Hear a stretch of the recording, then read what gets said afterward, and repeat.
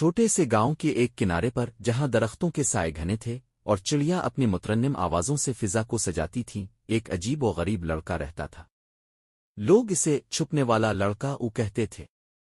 اس کا اصل نام کیا تھا یہ کوئی نہیں جانتا تھا، کیونکہ وہ ہمیشہ سب سے چھپ کر رہتا تھا۔ نہ وہ گاؤں کے بچوں کے ساتھ کھیلتا، نہ ہی کسی سے بات کرتا۔ اگر کوئی اسے دیکھنے کی کوشش کرتا تو وہ ہوا کی طرح غائب ہو جاتا۔ لڑکے کی عمر تقریباً 13 یا 14 سال کی ہوگی، لیکن اس کی آنکھوں میں ایک ایسی گہرائی تھی جو کسی بڑے شخص کی عمر اور تجربے کو ظاہر کرتی تھی۔ اس کی آنکھیں ہمیشہ خوفزدہ اور محتاط نظر آتی تھیں، جیسے اسے دنیا سے کوئی چھپا ہوا خطرہ ہو۔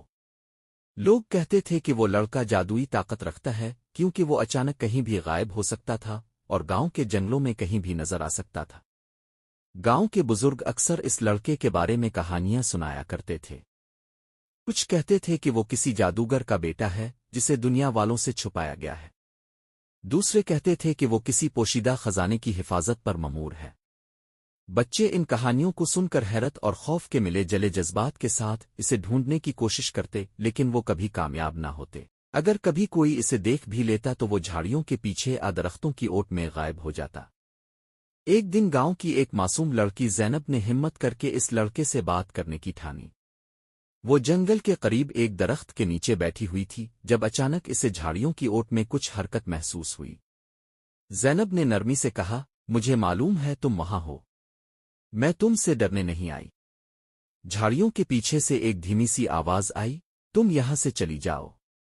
زینب نے مسکرا کر جواب دیا، میں صرف تم سے بات کرنا چاہتی ہوں۔ تم ہمیشہ چھپتے کیوں ہو؟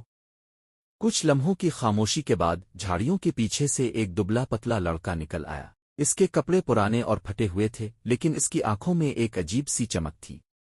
وہ بولا، میں لوگوں سے چھپتا ہوں کیونکہ لوگ مجھے نہیں سمجھتے، میں ان کی طرح نہیں ہوں۔ زینب نے لڑکے کو یقین دلایا کہ وہ اس سے دوستی کرنا چاہتی ہے، نہ کہ اسے نقصان پہنچانا۔ آہستہ آہستہ وہ لڑکا زینب پر اعتماد کرنے لگا۔ اس نے اپنا نام علی بتایا اور کہا کہ وہ ایک وقت میں گاؤں کے دوسرے بچوں کی طرح معمول کی زندگی گزارتا تھا، لیکن ایک دن کچھ ایسا ہوا جس نے اس کی زندگی بدل دی۔ علی نے بتایا کہ اس کے والدین ایک حادثے میں کھو گئے تھے اور وہ اکیلا رہ گیا تھا۔ گاؤں کے کچھ لوگ اس پر الزام لگانے لگے کہ وہ منحوس ہے، جس کی وجہ سے وہ ہمیشہ خود کو سب سے چھپا کر رکھتا تھا۔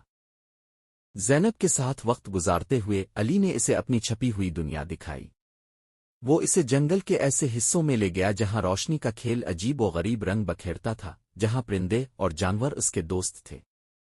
علی نے زینب کو بتایا کہ وہ ان جگہوں پر سکون محسوس کرتا ہے کیونکہ وہاں کوئی اسے برا نہیں کہتا اور نہ ہی کسی کی نظروں کا خوف ہوتا ہے۔ زینب نے گاؤں کے لوگوں سے بات کی اور انہیں علی کی کہانی سنائی۔ وہ لوگوں کو سمجھانے کی کوشش کرتی کہ علی ایک معصوم لڑکا ہے جسے محبت اور ہمدردی کی ضرورت ہے۔ آہستہ آہستہ گاؤں کے لوگ علی کے بارے میں اپنی رائے بدلنے لگے۔ کچھ بچوں نے بھی علی کے ساتھ دوستی کرنے کی کوشش کی۔ گاؤں کے لوگوں کی بدلتی ہوئی سوچ نے علی کو اپنی چھپنے کی عادت ترک کرنے میں مدد دی۔ اس نے زینب اور دوسرے بچوں کے ساتھ کھیلنا شروع کیا اور گاؤں کے معمولات میں شامل ہونے لگا۔ گاؤں والوں نے بھی اس کا ساتھ دیا اور اسے اپنانے کی کوشش کی۔ علی کی کہانی یہ سبق دیتی ہے کہ ہر شخص کو سمجھنے اور محبت دینے کی ضرورت ہوتی ہے۔ لوگ اکثر خوف اور غلط فہمی کی وجہ سے کسی کو مسترد کرتے ہیں، لیکن اگر ہم ایک دوسرے کو سمجھنے کی کوشش کریں تو دنیا ایک بہتر جگہ بن سکتی ہے۔ علی کا سفر ایک چھپنے والے لڑکے سے ایک مقبول اور خوش رہنے والے لڑکے تک گاؤں کی محبت اور قبولیت کی خوبصورت مثال ہے۔